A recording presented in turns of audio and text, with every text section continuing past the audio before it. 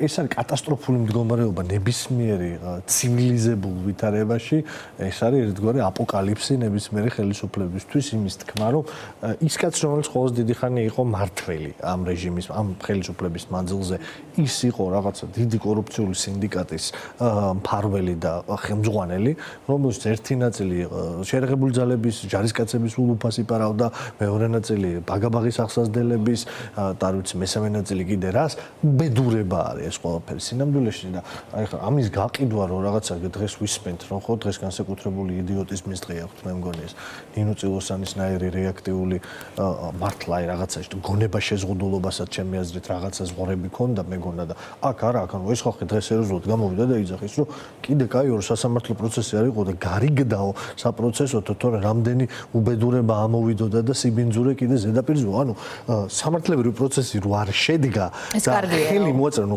საპროცესო გარიგება ჩვენ მოქალაქეებმა რომ გაიგონ მარტივად საპროცესო გარიგება ნიშნავს რომ საქართველოს პრემიერ-მინისტრმა აღიარა რომ საქართველოში ყველაზე დიდი ხანი კოცების მმართველობის დროს მინიმუმ ხო ვიცით სუ ეგრე იყო კორუფცია იყო ჩვეულებრივი ცხოვრების წესი და ყველაზე მაღალი თანამდებობის პირიდან ყველაზე საშუალო და დაბალი გოლის თანამდებობის პირიდან და ყველაფერს იპარავდა ეს კორუფცია არის ერთ-ერთი მნიშვნელოვანი მდგენელი თქვენი კითხვა ძალიან სწორი კითხვა არის ამ მიმართულებით ეს კორუფცია არის ერთ-ერთი მთავარი მდგენელი არა ერთ-ერთი ჩვენ ღარიბები მოქალაქეები ჩვენ ღარიბები და ის რაღაცა უბინძურეს კამპანია რომელიც ააგორეს რომ ჯოჯოხეთი რაც ხდებოდა დეკემბრისთვის რაც ხდება უკანასკნელი წლები რომელსაც ლაპარაკობთ ყოველ დღე რაზეც პასუხი იგივე კაცს აი ამ კობახიძეს ჰქონდა ერთი წლის წინ რომ თითქოს ეს ძალიან ნორმალური და სტანდარტული მაჩვენებლებია ჩვენი რეგიონისთვის და ეკონომიკისთვის თითქოს რამე გაეგებოდეს ეკონომიკაში ორი სურზე მიმატება არ იცის დღეს აღმოჩნდა რომ პრობლემაა ოღონდ აქაც საუკეთესო ქოცურ ტრადიციაში კონსპირაციის თეორია შემოახვიეს გარშემო ფასების ზრდას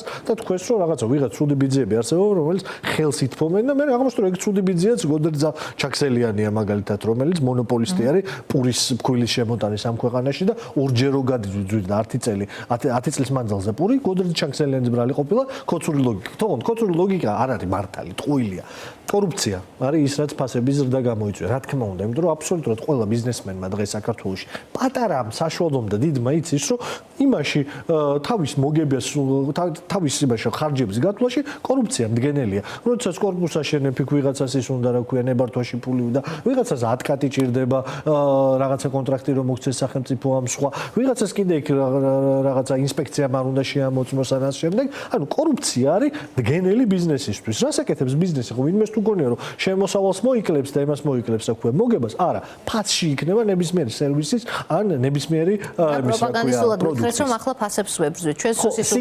წარმომადგენელი მივა და ფასებს გააკონტროლებს აი ეგ ხო რაღაცა ჩეკის კომუნისტური საბჭოთა გადმონაშთი ბელარუსშია ძალიან აქტუალური ეს თემა. ის კაცი რომ ხელს უქნევს ხოლმე რომ ყველას დაგიჭერთ ან ბელარუსის ხელმძღვანელის რომ ყველას დაგიჭერთ. დაჭერა არ შველის ამას. დაჭერის შიში გამოიწვევს ერთ რამეს, გამოიწვევს დეფიციტს, ტალონებს გამოიწვევს, ბოლოს ეს და ყველა ინსტრუმენტი არის ხელისუფლების ხელში სოფო. შეხედეთ, ხელისუფლებას დღესვე შეუძლია რომ მაგალითად დღეგის გადასახადი ძირითადი მოხმარების პროდუქტებზე, როგორც არის პური, რომელიც ფასი გითხარი უკვე გაორმაგდა. როგორც არის ხორცი მაგალითად აგრეთვე რომელიც ფასით გაორმაგდა და მეტით მოიმატა. ცხიმები, ზეთი, კარაქი, მარგარინი, რომელიც ფასით აგრეთვე გაორმაგდა. მარტივად შეუძლია რომ ამ პირველადი მოხმარების პროდუქტებზე დღეგ დაწიოს დანარჩენ პროდუქტებს 18% იყოს, აქ ის როგორც ევროპის ბევრ ქვეყანაში არის, მაგალითად 4 და 5% იყოს იმისთვის რომ ფასზე გავლენა მოახდინოს. ერთი, მეორე, საქართველოში ქართული ოცნების პირობებში საწვავის ფასი გაორმაგდა. იმ საწვავის 2012 წელს დაპირებით ლარსუჯიბეში იდებდა. ლარი და რაღაცა ღირდა არ მახსოვს ლარი და 25 ეხა ორმაგია, ხო? 3 ლარი გერს ეხა, ხო? საწვავი. და ამის ერთ-ერთი მთავარი გამოწვევა მიზეზი ის არის 2017 წელს აი ეს არაფრიდან უბრალოდ გააორმაგა აქციზი. დააბრუნოს აქციზი იმ ნიშნულზე, იმიტომ რომ ჩვენ ხო კარგად გვესმის რომ საწვავი ეს არ არის რაღაცა კამფეტების ფასის გაორმაგება. ყველაფერზე მოქმედებს რა თქმა უნდა, წარმოებაზე აბსოლუტურად ყველაფერზე. სერვისებზე, პროდუქტებზე, ყველაფრის ფასზე, იმიტომ რომ ტრანსპორტირება ყველაფერს ჭირდება, ხო? ადგილზე არაფერი არ ჩდება. მით უმეტეს ქვეყანაში რომელიც იმპორტ დამოკიდებული არის, რაც ჩვენი ეკონომიკის ერთ-ერთი მგენელი. მეორე ეს არის. რომ მარტივად შეუძლია ყისკნას რა ქვია შეამციროს ეს. გამოაცხადოს მორატორიუმი ან სუბსიდირება გაუკეთოს დენის გადასახადს, რომელზეც 2 კვირის წინ ნარმანი არ უყავდეს გაურკვეველი არსება. 3 თვით რომ გააჩერა. გამორიცხულია უნდა მოუმატო და ეხლა 3 თვით გააჩერს. 3 თვით კი არა, 1 წლით გააჩეროს ეს ამბავი. ის უაზრო განცხადება, რომ არ ვიცი დღესად მიდის საპენსიო განსახადის ზრდა რაც არის. 20-ის მაგერო 22% რო არის დღეს საშემოსავლო განსახადი. ის 2% შეაჩეროს. რამეში ვიცით, ხო ყველა მიცის, ყველა საქართველოს მოქალაქე ხედავს თავის მობაილ ბანკინგში რა კაპიკებით რო იმატებს მათი საპენსიო დანაზოგი. ეს იმის ბრალია, რომ უგუნურად და არის ბათიფული დაბანდებული. და სანამ ნორმალური ხელისუფლება არ გვეყოლება, მოდი ის 2%-იც შეინახოს. ძალიან მარტივია. და ერთხელ და სამუდამოდ გაზომოს ქართულ ეკონომიკაში რამოდენიმე ათეული მილიარდი რო აქვს ჩასხმული ლარში და ამონაგები რამოდენიმე მილიონი რო არის. უბრალოდ და კატასტროფული რეფორმა რო გაატარა და ეგეც კორუფციული გზებით რა დრო არის და მარტო ის ხალხი იღებენ, ვინ კოცებთან დაკავშირებულები არიან. ამ რეფორმასაც შეხედოს. მოკლედ, ყველა ინსტრუმენტი მის ხელშია. არაფერი კომისია არ ჭირდება და ჩეკისტების ისა შიში და ყველა ბიზნესმენი ეხა შეშინებულია და იმპორტიორი რომ რა ვიცი ეხა მიადგებიან და არავინ არაფერს აღარ შემოიტანს ამ ქვეყანაში ხალხო. დეფიციტი გაჩნდება. ეს უგუნურება, როგორი უგუნურებაც იყო მთელი ის პოლიტიკა რაც ეხა მოუყევი ამ 10 წლის მანძილზე. ხან დედოლარიზაციის რატომ სჭირდება ეს PR სვლები დღეს რეჟიმს? ჩვენ ხედავთ ირანში დიდი გამოსვლები საფუძველი გახდა ზუსტად ეგრეთ წოდებული ბაზრის აჯანყება, რაც პირდაპირ გაგებით ბაზრის აჯანყებას მხოლოდ არ ნიშნავს, ეს ნიშნავს რომ მოქალაქეები უკვე უკმაყოფილების საფუძველი იმდენად დიდია, იმდენად ყველა ოჯახში შევიდა სოციალური პრობლემა, რომ პროტესტი გახდა მასშტაბური.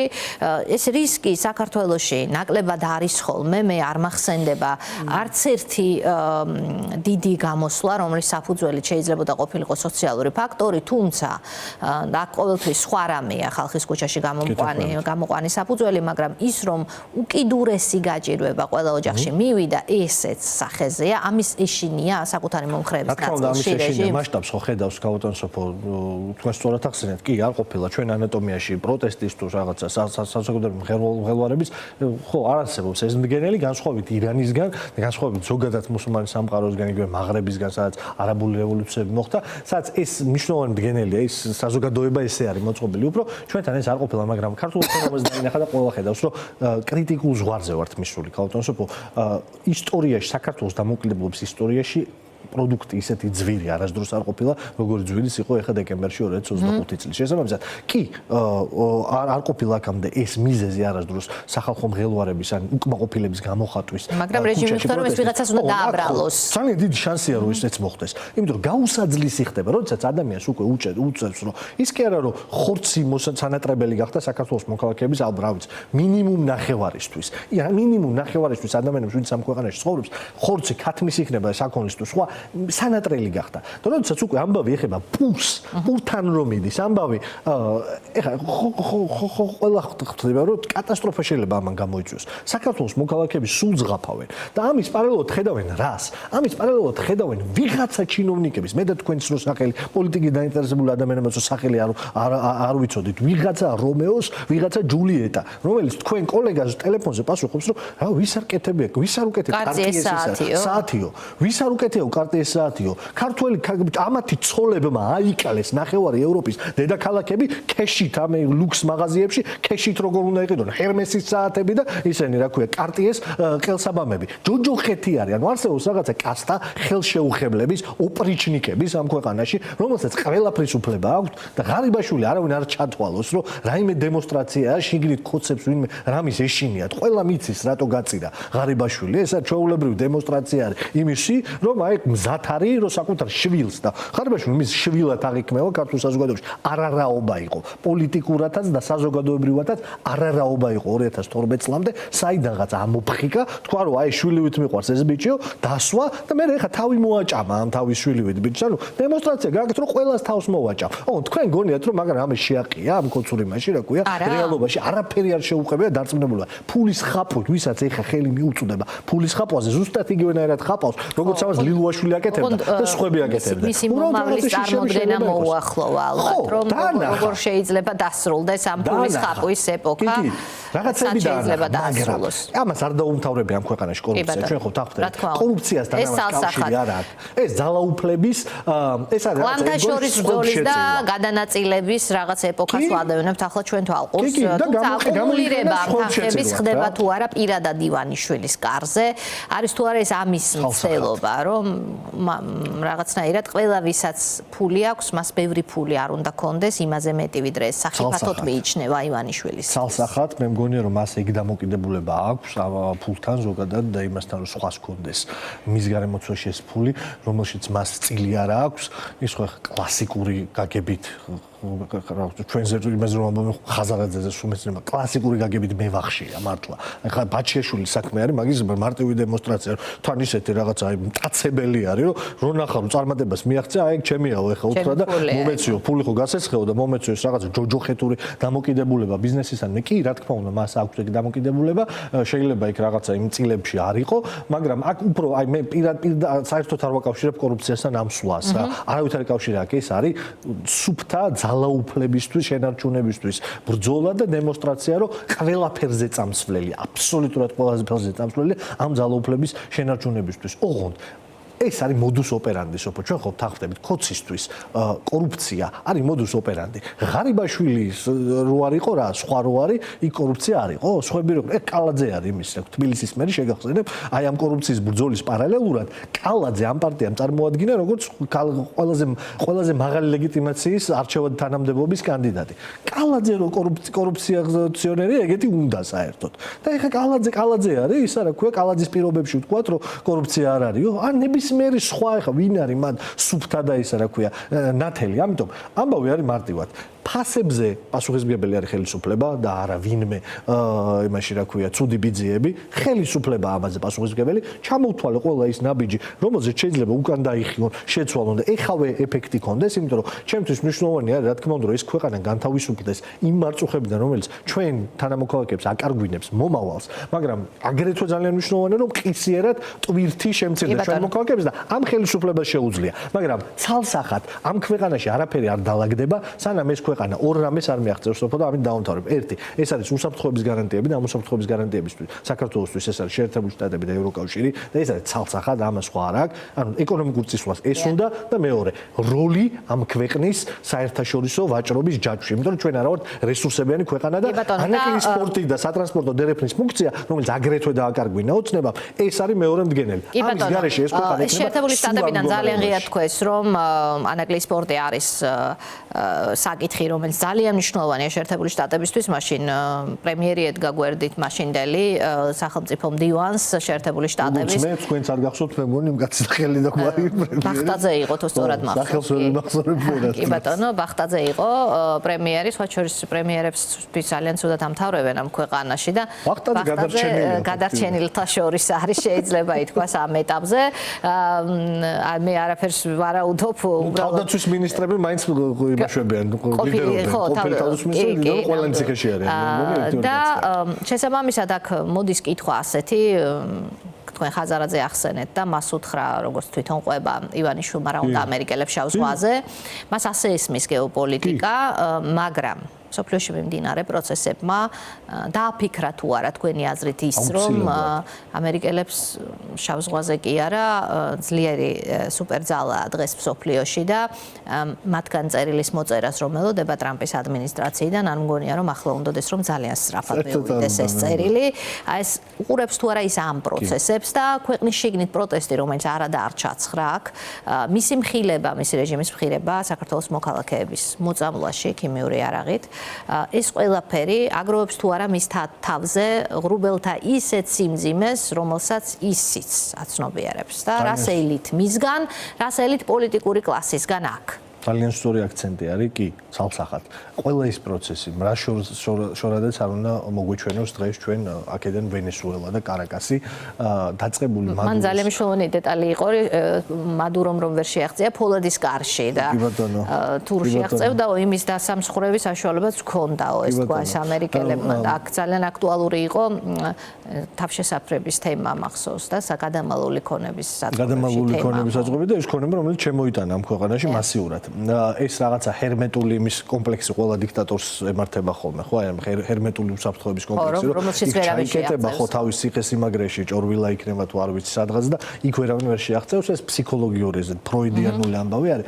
ეს რო გვერდზე გადავდოთ და ფროიდი იქით იყოს, რა თქმა უნდა, მას ეხება დაწყებული მადუროს ამბებიდან ყველაფერი, გაგრძელებული ჩრდილოვანი ფლოტის ამბებით და ჩრდილოვანი ფლოტის ამბები აგერ მოაკითხა უკვე მაგ ამბავმა. ეს გემებია, ის გემებია ნოვრასისკიდან ყულევში რო დადის, ზუსტად ეგ გემები არის ვენესუელური ნავთობი რო გადაქონდა. ეს გემები არის, რომლებსაც ეხა შეერთებულმა შტატებმა ნადირობა გამოაცხადა. ეგ არ შერჩევათ. ძალიან კარგად იციან, ხედავენ ირანში რა ვითარება არის ეხა, ხედავენ რომ შეერთებულ შტატებზე რაღაც სიგიჟეებს რო იძახიან. ხო დაინახეს რომ შეერთებული შტატებს არავითარი როლი არ დაუკარგავს. რაღაც ის იდიოტებს აბა ომი გინდათ ფრაზა მათ მოუტრიალდა, შეიძლება ითქვას, ხო. აქეთ მოუტრიალდა ეგ სტრატეგიული პარტნიორი, ეს რომ წარმოვიდგინოთ კარგად, სტრატეგიული პარტნიორი იყო შეერთებული შტატები ამ ქვეყნის და ოცნების ნაბიჯების და ივანიშვილის ნაბიჯების შედეგად თავის ფულს რომ დაძდევს მხოლოდ ამ ქვეყანას დააკარგვინა სტრატეგიული პარტნიორობა შეერთებულ შტატებთან ამ რეგიონში. ეს იყო საოცარი უპირატესობა საქართველოსთვის და ეს სტრატეგიული ურთიერთობა შეაჩერა წარმოიდგინეთ შეერთებულმა შტატებმა თან ტრამპისგან რომ ელოდნენ ხსნას მან არ გააუქმა სანქციები რომელიც ივანიშვილს დაუწესა წინა ადმინისტრაციამ. შესაბამისად საკმაოდ რთულ ვითარებაშია დღეს ივანიშვილი და მისი ყოფილი პროპაგანდა ხისტი ძალიან პირდაპირ კრემლიდან წამოსული ამ ვითარებაში სიგიჟეთ ჩანს. კი, ეხა უკვე არარელევანტური არის და ეგ ძალიან მნიშვნელოვანი მომენტი არის შესაძლებლობების, რომელიც აუცილებლად უნდა გამოვიყენოთ, იმიტომ რომ აი ეს ბოლო წლების პროპაგანდა, კონსპირაციის თეორიებზე აგებული და უმისშიშზე აგებული პროპაგანდა ეხა ეშლებათ თავიდან ბოლომდე. ამიტომ ეხა საქართველოს მოქალაქეებს რომ გავაგებინოთ რა უბედურებაში ცხოვრობენ ამ უბედურების ავტორი რომ ივანიშვილია, მე მგონი ყველაზე მეტი დრო და შესაძლებლობა და ინსტრუმენტი გვაქვს და ეს უნდა გავაკეთოთ. მე არ ვამბობ, რადგან ივანიშვილზე ვლაპარაკობ, ამიტომ ვიმეორებ ამას, რომ ის დღეს ისეთი სუსტია, როგორც სუსტი არასდროს არ ყოფილა სოფო. რა თქმა უნდა, ჩვენც დაგვასუსტა ყველაფერი დააზიანა, ქვეყანა გაანადგურა, ინსტიტუციები მოშალა, მაგრამ თვითონაც დღეს ძალიან სუსტია და მყიფეა დღეს მისი ძალაუფლება, როდესაც ხედავს, რომ აი ის რაღაცა უღმერთოთა კავშირი, რომელშიც უნდა საქართველოს შეიყვანოს, აი ეს რაღაცა სხვადასხვა ჯურის, ზოგი რელიგიური ფანატიზმის თუ უბრალოდ ოპორტუნისტი დიქტატორების პირსისხლიანი ხალხის კლუბში, რომელშიც თვითონ წევრობას ოცნებობს და ეს ქვეყანა უნდა რომ აი რკინის ფარდის ამ მხარეს აღმოაჩინოს, ხედავს რომ ეს უკვე ძალიან მძიმე არის და ტრამპი და შეერთებული შტატები, ტრამპი იქნება მისი მმართველი, რა ვიცი, ყველაზე ლიბერალი დემოკრატი თუ კიდე ვიღაც სხვა შუაში. ყოველთვის უნდა ესმოდეს რომ ის მისი ძალაუფლება შეერთებული შტატების როლი როგორც ლიდერის თავისუფალი სამყაროში დგას იმაზე, რომ ის თავისუფალი ერების გვერდით ყოველთვის დადგება, ამას აჩვენებს იგივე ვენესუელაში, ამას აჩვენებს ირანში. ერთ-ერთი სულილება ტრამპმა რაც გვაჩვენა, არის ის, რომ მარტო ამით აღარ შეიზღუდება მისი გეოპოლიტიკური ინტერესები და ის თუ როგორ იმოქმედებს სამყაროში და ის მითი იზოლაციის შეერთებული შტატების, აი გაყვა იმას ღარიბაშვილს რუსთავის მე-12 კოლონიაში.